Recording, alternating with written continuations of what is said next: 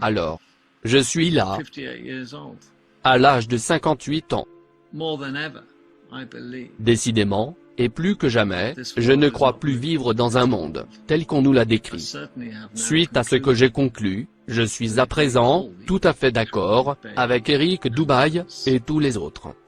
Bien sûr, chacun est juge, selon son degré d'intelligence pour avoir sa propre idée. Bien entendu, chacun se fera sa propre idée là-dessus, selon son degré d'intelligence. Mais il doit d'abord réunir les indices, qui sont pour nous des évidences. Ensuite les vérifier pour analyser leur évidence. Toutes les évidences sont vérifiables. Vous pouvez donc les vérifier. Faites-le. Nous vivons sur une terre plate. Ok? La gravité n'est rien d'autre qu'une théorie. Le Soleil n'est pas distant à des millions de kilomètres de la Terre, ni la Lune à des centaines de milliers de kilomètres. Non, non. Ils sont à l'intérieur de notre firmament. Et le Soleil et la Lune sont de même taille. Ils sont au-dessus de nos têtes. Comme un ourson peluche, ils tournent. Et tournent au-dessus de notre jardin. La Terre est fixe.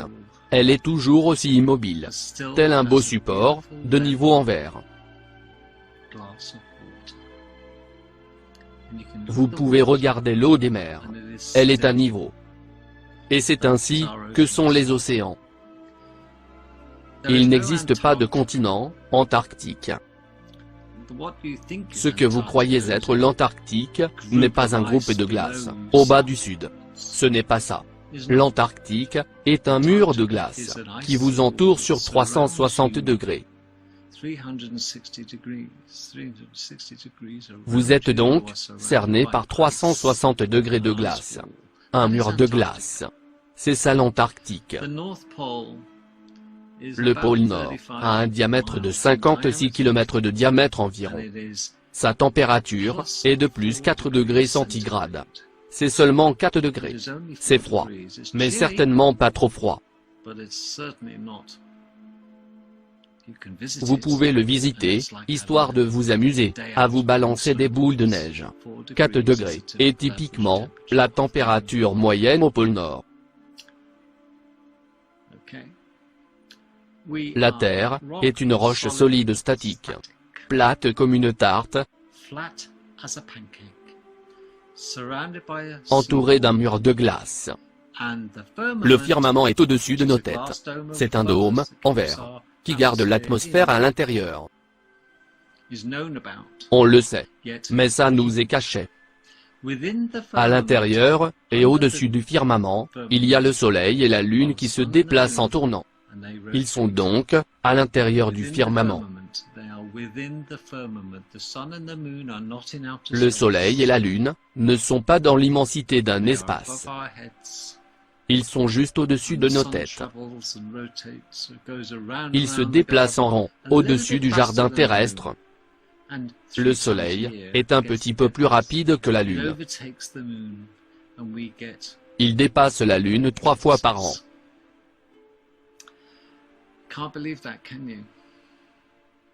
Vous n'arrivez peut-être pas à croire. Il m'a fallu 58 ans pour y croire définitivement, et être absolument convaincu. Si vous arrivez à convaincre quelqu'un contre sa volonté, il subsistera toujours un doute dans son fort intérieur. Ici je mets la vidéo en pause, afin de vous signaler ce que ce monsieur a voulu dire, en sous-entendu, par sa dernière phrase. Je répète sa phrase. Si vous arrivez à convaincre quelqu'un contre sa volonté, il subsistera toujours un doute dans son fort intérieur. Alors, peut-on convaincre quelqu'un contre sa volonté? Normalement, non. Eh bien si. C'est quand vous exposez à ce quelqu'un des preuves irréfutables, indéniables, indubitables. Il vous dira oui. Vous avez raison. Mais en son fort intérieur, ce quelqu'un gardera toujours en tête le fait incroyable et impossible qu'un tel monstrueux mensonge puisse perdurer pendant des générations entières. À ce quelqu'un aussi, il lui faudra un bon bout de temps pour être totalement convaincu du fait évident qu'on lui a toujours menti sur la forme de la Terre et sur beaucoup d'autres choses. Maintenant remettons la vidéo en marche. Il y a trop d'évidences flagrantes, qui pointent vers le fait, qu'on nous a menti. Désormais tout ce qui vient de la NASA, n'est que mensonge. Le mot NASA, signifie, ne jamais répondre directement. ENA, ESA. Ces initiales anglaises, signifient, ne jamais répondre directement. Ils trouvent réponse à n'importe quoi.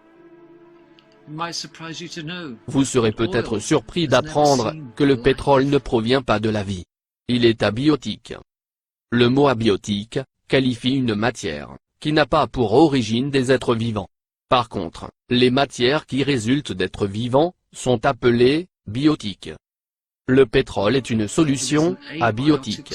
Il est produit en sous-sol, par la roche de la terre elle-même. La création du pétrole sous terre, est rapide, tellement abondante, qu'on n'arrivera jamais à tout consommer, au risque de tarir les sources. Donc, ce n'est qu'un mensonge, qui nous a été imposé par l'industrie qui nous dit, qu'un jour, il n'y aura plus de pétrole, ou que les frais d'essence doivent augmenter, ou que nous avons besoin d'énergie alternative. Le pétrole ne provient pas de dinosaures, ni d'une végétation préhistorique. Jamais.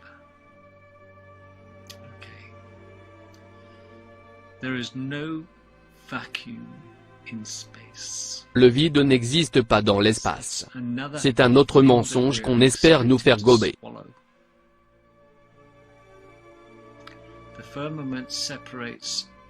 Le firmament sépare les eaux du dessus, des eaux du bas. Il n'y a pas de planètes, telles comme on vous les montre, ou telles qu'on vous les enseigne à l'école. Mars, Jupiter, Vénus, Uranus, Pluton, etc. Ce ne sont que des boules de gaz. Ces boules évangéliques, flottent en tournant dans les eaux du dessus. Gardez en tête, que le haut, est comme le bas. Vous ne pouvez pas traverser le firmament. Le ciel en est témoin. Lorsque les Américains l'ont bombardé, avec 160 missiles de fabrication étrange, dans le but de percer le firmament. Finalement, ils ont misérablement échoué. Les étoiles ne sont pas à l'extérieur de notre monde. Elles sont sur le firmament. Et c'est le firmament qui tourne. De toute façon, pour prouver cela, il suffit de se mettre debout, et observer l'étoile polaire. Cette dernière restera fixe, en parfaite position, et les autres étoiles, effectuant des rotations autour d'elle. Ce n'est pas vous qui lui tournez autour. Le firmament tourne autour d'une étoile centrale, l'étoile polaire. Prenez des images en accéléré, avec une caméra pointée sur l'étoile polaire, et vous verrez, toutes les autres petites étoiles, en rotation autour d'elle. C'est donc le firmament qui tourne, pas la Terre. J'ai dit beaucoup de choses dans cette vidéo. Vous allez vous dire, oh mon Dieu, ce gars a perdu la boule. Mais je peux vous dire, que les évidences sont tellement nombreuses. Maintenant, à vous de les analyser. Et vous saurez, qu'on nous a toujours menti, et jusqu'à ce jour.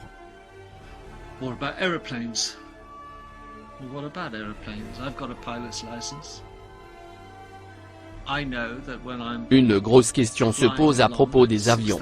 Je possède une licence de pilotage. Je sais, que lorsque je pilote un avion, à 1800 mètres, je n'ai pas à pousser le levier de commande, vers l'avant, pour redresser l'avion tous les 300 mètres. Afin de suivre la supposée courbure de la Terre. Non, non, non. Je reste tout le temps, à l'horizontale à 1800 mètres. Je n'ai pas à faire de telles manœuvres, puisque mon avion, maintient toujours sa même altitude. Imaginez un trafic aérien international, tel, les transporteurs aériens de ligne. Vous les imaginez, à une altitude de 9000 mètres, en train de pousser constamment sur le levier de commande, afin de suivre la supposée courbure de la Terre? Vous n'aurez même pas à mentionner de telles manœuvres. Et n'oubliez pas que la Terre ballon en dessous, est censée être en rotation. En vérité, elle ne tourne pas à 1600 km à l'heure. La Terre, est stable. C'est une surface plane horizontale, et ne bouge pas. C'est parfait pour les pilotes. Les pilotes qui ne s'alignent pas, avec cet état de fait erroné, non compatible avec une Terre globe, n'osent pas en parler. S'ils le font, ils perdent leur job, seront ridiculisés et traités de stupides. La Terre est-elle en rotation? Non, non, non. Il n'existe pas d'effet Coriolis. Vous naviguez sur des lignes droites. Si par exemple mon point est la Terre, et que ça soit potentiellement un ballon, et disant qu'elle tourne à une vitesse de 1600 km à l'heure. Si je suis à ce point, en train de planer sur place dans un hélicoptère, l'hélicoptère ne bouge pas, mais la Terre tourne en dessous de lui, à 1600 km à l'heure. Je n'aurai alors qu'à laisser défiler la Terre en dessous de moi, attendre tranquillement l'arrivée de ma destination, ensuite me poser dessus. Aussi simple que ça. Je n'aurais pas avancé vers l'avant du tout. Mais ça, c'est la théorie. Ceci n'arrivera jamais. L'hélicoptère doit s'élever, ensuite avancer vers l'avant, comme le font les avions. Donc l'effet Coriolis n'existe pas du tout.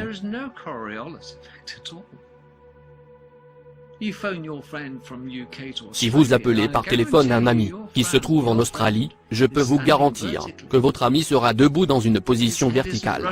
Il n'aura pas la tête à l'envers, avec le sang qui lui descend vers la tête. Il serait fou allié s'il pense avoir la tête à l'envers.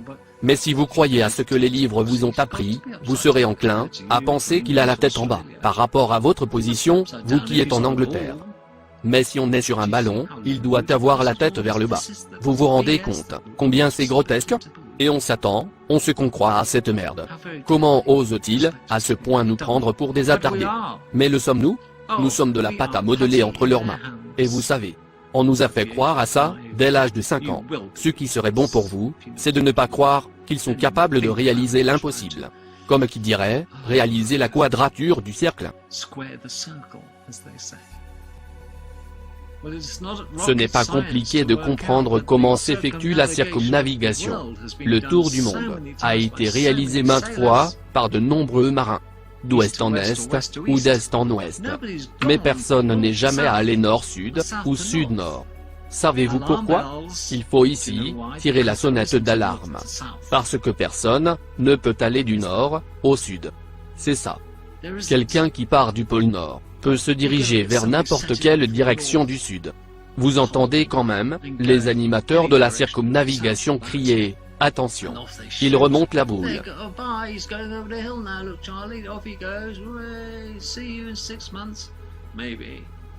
Non, personne ne peut aller du nord, traverser le sud, ensuite remonter de l'autre côté de la boule. Ça ne marche pas. Parce que, si à partir de votre point de départ, vous essayez d'aller de l'avant le plus loin possible, vous allez buter contre le mur de glace. Vous n'aurez le choix que d'aller à droite ou à gauche. Vous ne pouvez certainement pas aller au-delà du mur de glace. C'est le point final.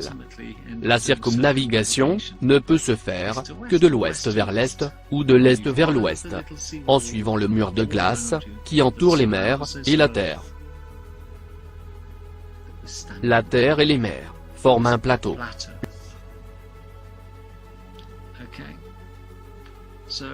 La grande question est, pourquoi ce mensonge? Et comme vous savez, on nous ment depuis l'époque médiévale. L'Église catholique est complice bien sûr. Ensuite, sont venus les jésuites, eux aussi complices bien sûr. Ce fut l'époque de Copernic. N'est-ce pas? Ce fut parfaitement acceptable. Pourtant, la plupart des gens sont conscients d'avoir les pieds sur une terre stable.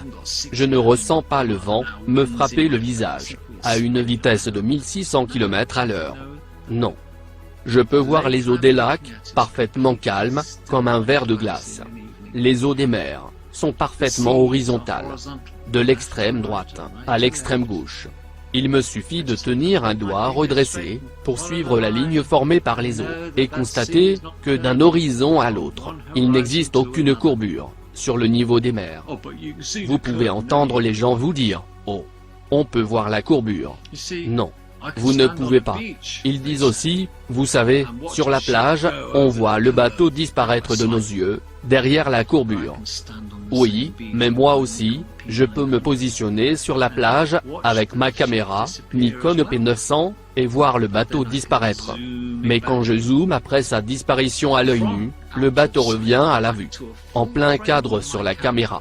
Donc, si le bateau passe réellement derrière une courbure, il ne serait pas possible de le ramener à la vue, avec le zoom de la caméra. C'est juste une question de ligne droite vue en perspective. Aussi simple que ça. Si vous vous tenez à côté d'un grand poteau télégraphique, et que vous regardez au loin, une rangée de 500 poteaux, vous allez les voir se raccourcir, et devenir de plus en plus petits, en fonction de leur distance, par rapport à votre position, jusqu'à la limite du poteau le plus loin de vous. Le reste de la rangée, va-t-il derrière une courbure? Non. Ce n'est pas ça. C'est votre perspective qui rétrécit. Les poteaux ne s'enfoncent pas dans la boue, ou disparaissent derrière une courbe, du moment qu'ils ne sont pas mobiles. Ils ne bougent pas. Le problème, c'est pourquoi on se moque de nous. C'est pourtant des choses banales, si simples à comprendre. Ce n'est pas une théorie de la conspiration, genre Joseph Lagrange. C'est une conspiration, une réelle conspiration. C'est une conspiration pour le contrôle mental des gens. S'ils sont arrivés à contrôler le mental des hommes et des femmes, au point de les convaincre qu'ils vivent sur un ballon, et leur imposer cette idée, c'est parce que les platériens ont été persécutés, torturés, discrédités, même de nos jours. Et même la masse de gens, sous contrôle mental, sèment la propagande, et menacent les platériens. Ils essaient de les ridiculiser en disant « Ok, Terre plate ou Terre globe, qu'est-ce que ça fait ?» Ça fait une énorme différence pour moi. À savoir que j'arrive à penser par moi-même. Merci mon Dieu. Je peux faire les maths, je peux faire la science. Je peux me fier à mon sens commun. Alors que la majorité des gens autour de moi paraissent avoir un problème avec ça. C'est le sens commun. Malheureusement, pas si commun que ça pour certains. Et ça continue dans cette voie. Si vous voulez contrôler les masses, vous devez leur mentir en premier lieu. La plupart des gens diront que c'est du non-sens. Ils vous diront, ne soyez pas ridicule. Vous n'êtes qu'un menteur. En second lieu, répétez le mensonge, en faisant en sorte qu'il soit suffisamment gros, pendant une longue période de temps. Et si une personne ne croit toujours pas, et reste toujours sur sa position, elle serait alors ridiculisée, discréditée, et même menacée de mort. Elle doit faire son choix. Et en fin de compte, tous les scientifiques ont reconsidéré leurs croyances pour dire qu'on vit sur un plan plat, ce qui est correct. Mais ils préfèrent plutôt mourir en avalant du liquide LED que d'admettre que les magistrats de la cosmologie viennent de l'Église catholique. Oh, c'est sorti droit de l'histoire. Comme ça, ces mensonges finiront par disparaître des livres d'histoire. Ces scientifiques sont des menteurs. Ils retournent à chaque fois leur veste. Quiconque parmi la communauté scientifique, ayant la moindre crédibilité, sera amené à croire que la Terre est une boule. Voilà où l'on est. Et à propos de la NASA, qu'en est-il? Jamais de réponse directe. Ils n'arrivent pas à se décider sur la forme de la Terre. Est-elle sphérique? Une vessie? Une poire? Oblate? Avons-nous été sur la Lune? Non.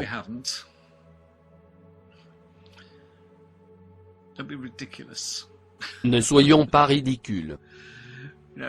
À quelle époque avons-nous choisi d'aller sur la Lune? Les années 60, une époque où nous avions à peine des calculatrices. Ou à défaut, choisir quel genre d'abac mécanique utiliser. Vous vous rappelez de ces choses à cette époque? J'avais un abac à l'école. Une calculatrice mécanique. Oui, je suis de cette époque. Aussi vieux que ça. Je me rappelle ma première calculatrice électronique. On avait l'habitude pour s'amuser, d'afficher des mots qui n'ont pas de sens. Une fois l'écran inversé, il nous donne un mot correct. Je me rappelle de ces moments. C'était une calculatrice Corridor. Et vous me dites qu'à ce stade de la technologie, nous étions capables de poser un homme sur la Lune? Oh, vraiment? Non, pas du tout. Mais si vous exigez de la NASA, de vraies vidéos ou films, ils vous diront « Oh, on a tout perdu, tout l'historique s'est égaré. On a perdu toutes les données de cette technique. Ils vous diront aussi qu'ils pourraient reprendre tout, depuis le début. Mais malheureusement, ce foutu de Bloody Alex a jeté toutes les archives qu'ils avaient conçues. C'est ça la raison. Tout cela n'a aucun sens. Je voudrais aussi vous dire ceci. Les satellites n'existent pas. Il n'y a pas de satellite qui orbite autour de la Terre. Il n'y a pas de satellite autour de nous. Et si vous arrivez à apercevoir un satellite, c'est qu'il est suspendu en l'air. Et qu'il est là-haut, accroché à un ballon géant, gonflé d'hélium. Ces satellites sont entretenus régulièrement par des avions, qui transportent à leur bord une équipe spécialisée, basée en Antarctique. Vous ne pouvez pas vous approcher de ces bases. Parce que ces satellites stationnaires seront juste au-dessus de votre tête. Vous les verrez alors, accrochés à d'énormes ballons d'hélium. Ces ballons sont de la taille de 2 ou 3 stades de football. C'est pourquoi ces satellites sont stationnaires. Parfois, ces satellites à des milliards de livres tombent en panne. On doit alors les ramener sur Terre, pour réparation. Alors, des avions type Charlie 130, du genre Hercule, basés en Antarctique, entrent en action. Un câble muni d'un crochet à l'arrière de l'avion, va se fixer sur le satellite, et l'introduire dans l'avion. Le ballon est ensuite dégonflé, et embarqué sur l'avion. Le tout est ramené sur la base en Antarctique, pour être réparé.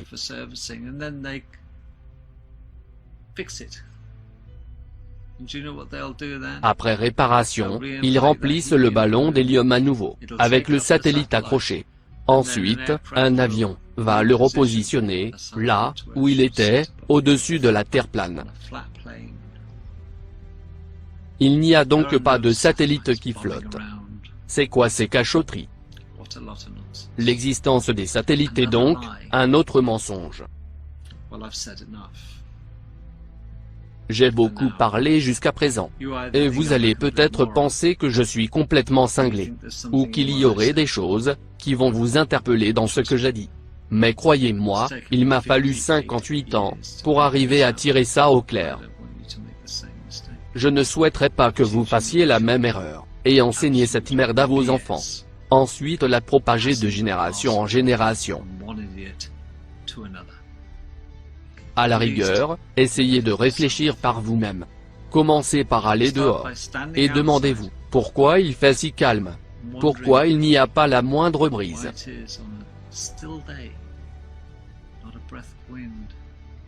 Alors que vous êtes censé filer à 1600 km/h. Pourquoi il n'y a pas le moindre souffle d'air qui effleure votre visage?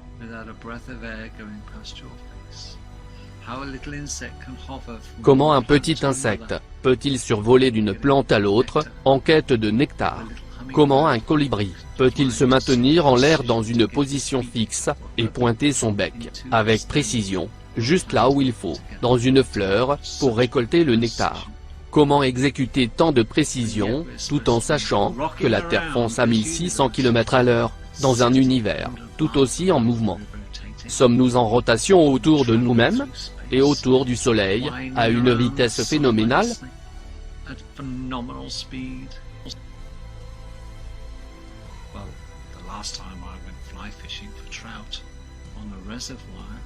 La dernière fois où je suis allé pêcher une truite, l'eau était calme comme un miroir. J'ai assisté à une éclosion de mouches. Une truite s'élève au-dessus de l'eau, pour attraper les mouches. En replongeant, elle ne laisse aucune ondulation. L'eau reste calme. Comment est-ce possible?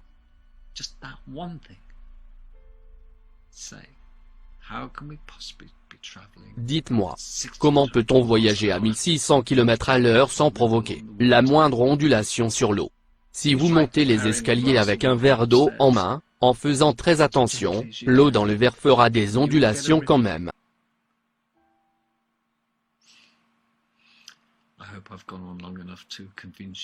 J'espère avoir parlé assez, pour vous convaincre.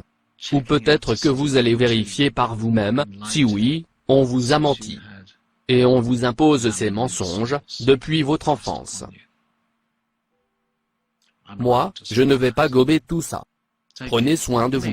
Je vous revois demain, si ma chaîne n'est pas clôturée d'ici là. Et les amis, c'est moi Saïd. Vous voyez comme moi? C'est un satellite par terre. Il semble presque intact. N'est-il pas censé tomber de l'espace? Si c'est le cas, alors il devrait être en bouillie.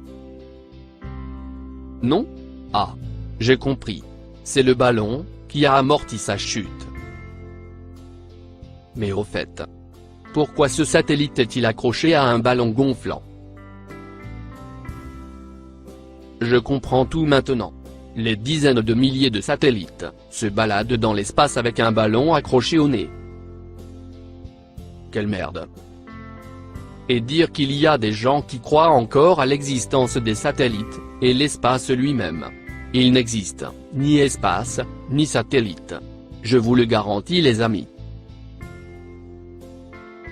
Nous vivons dans un monde fermé. Il n'y a aucune échappatoire. Et vous, les fervents admirateurs de la NASA, qu'est-ce que vous en pensez? Si vous croyez toujours ce que vous racontent les satanistes francs-maçons de la NASA, autant croire au Père Noël. Merci de votre attention.